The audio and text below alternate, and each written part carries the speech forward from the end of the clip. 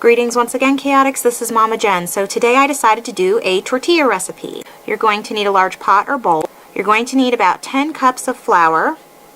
You're also going to need a cup and a fourth of shortening or fat. You're also going to need a rolling pin, a mixing spoon, a teaspoon measuring spoon. You're also going to need at least one measuring cup of some kind. I like to use two, but you can just feel free to use one if you only have one. You're also going to need at least a fourth a cup measuring cup. I just emphasized it here to be silly. You're also going to need 2.5 to 3 cups of warm water. You're also going to need some wax paper or additional flour to roll out the dough with so it doesn't stick to the surface. You're also going to need 5 teaspoons of salt. Okay, so to get started, you're going to need to measure out the 10 cups of flour. Feel free to use whole wheat flour. If you're going to do that, you're only probably going to need about 5 cups. If you're using plain white flour like I'm using, you can use the full 10, or you can do half and half of 5 cups and 5 wheat and 5 cups white. It's totally up to you, or if you have some other flour, you might need to modify it a bit. But for this one, you use 10 cups of white flour.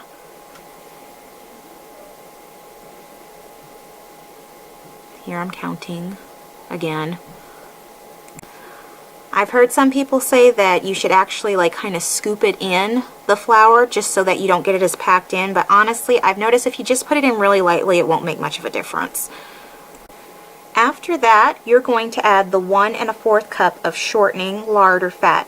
Feel free to use bacon fat or beef fat or just lard or even chicken fat, whatever you use and whatever you prefer. I just tend to use shortening because it has the greatest results and it's one of the cheapest fats that I have available to me. But like I said, use what works best for you. And make sure to scoop it all out.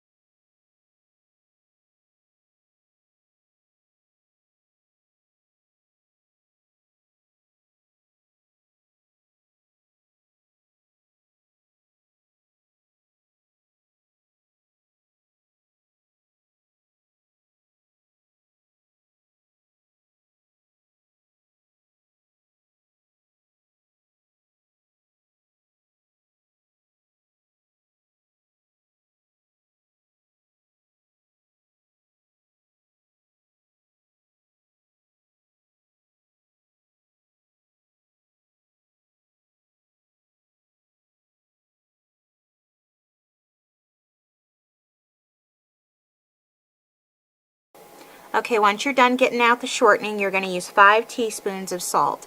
For those who are on low sodium diets, you may want to omit that. That's perfectly up to you, but I like to do it because I do have the original recipe from a cookbook, and that's what we prefer to use.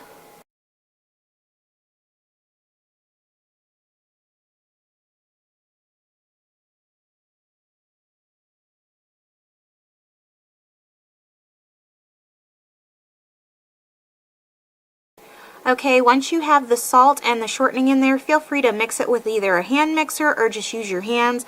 I'm one of those weird textile people and I just like to use my hands, so that's what I'm doing here. I'm just smushing it so that it looks like it's like almost like the same thing as like a biscuit recipe where you're going to have the crumbles in there with the shortening and flour mixed all together. Just make sure that, of course, if you're using a bowl or a pot that has an odd shape like mine is, feel free to just make sure that you get all around the bowl, scrape the sides, do whatever you have to make sure that it is thoroughly incorporated into the mix.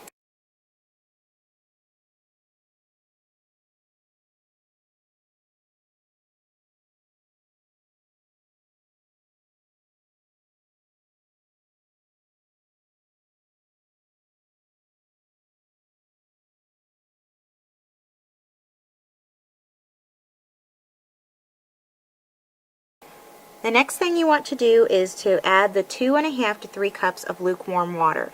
It does not have to be boiling hot, but I would suggest that it be pretty warm because it'll just make the dough a little bit more pliable and easier to work with. As you can see, when I start mixing it, I add a little bit at a time just to get an idea and a feel of what it will look like and how well it'll mix.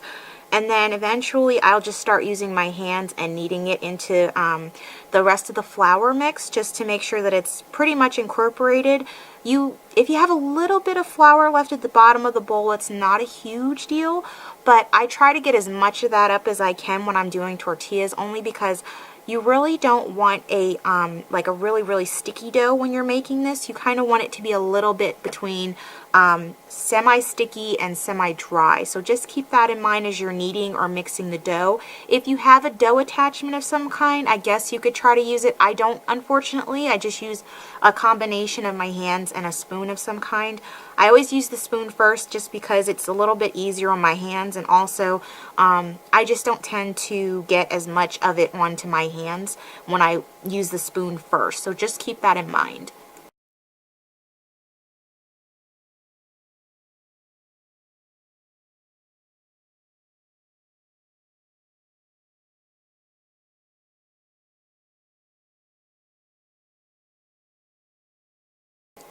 Once your flour and your water mix together to form a pretty solid ball, you can feel free to let it sit in the bowl itself, or you can just do like I did and flour the surface and just let it sit there while before you get your surface ready. The next thing you want to do is to either get your wax paper ready. You can tear it up or into 2 big sheets, or you can dust the surface with flour.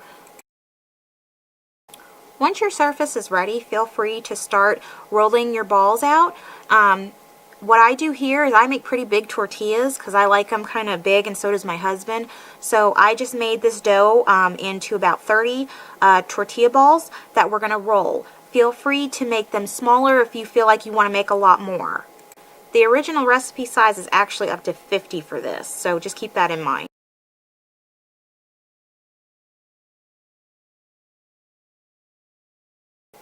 Once you're done rolling out the tortilla dough balls, feel free to add it to the wax paper in between 2 layers, or like I said, you can just flour the surface and roll them out.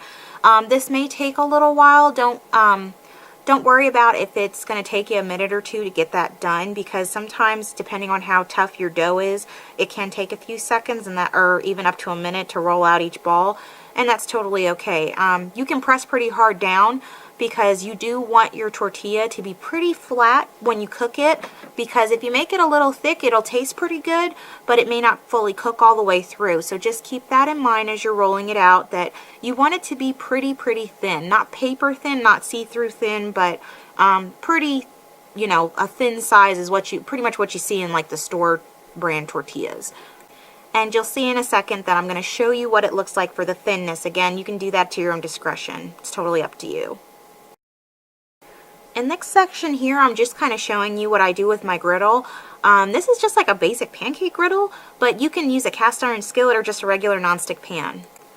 In this part, what I do with my pancake griddle thing is I just test it like I would for pancakes, which is I just put water on it, a few drops, just to see if it'll sizzle. You want the skillet or the griddle, if you're using it, to be really hot, because that'll help cook the tortillas faster.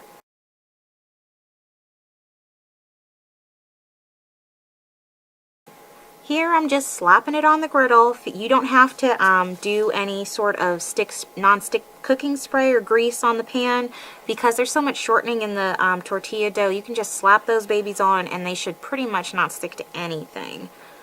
When you are ready to flip it, just keep in mind that you will be looking for air bubbles that'll be popping up through the dough. That'll let you know that it's about time to flip. It should take about a few seconds.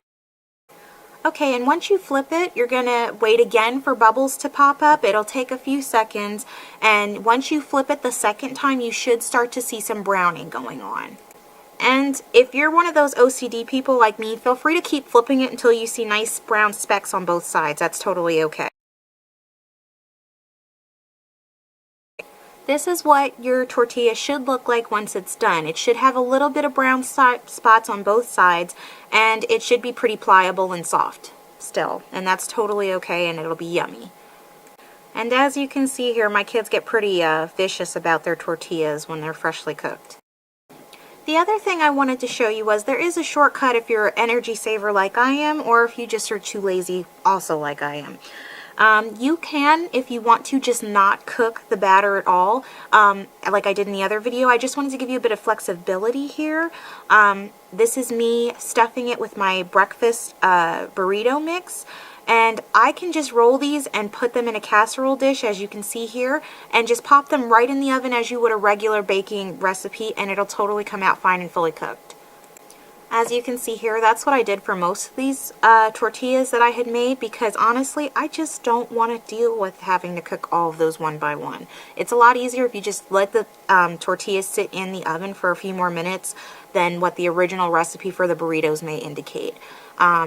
You just pop them in, like I said, just stuff them and roll them, and it's pretty easy and pretty simple. And like I said, you don't have to go out and use a skillet to heat everything up and then have to put it in the oven. You can just put them in, stuff them raw, and that's it.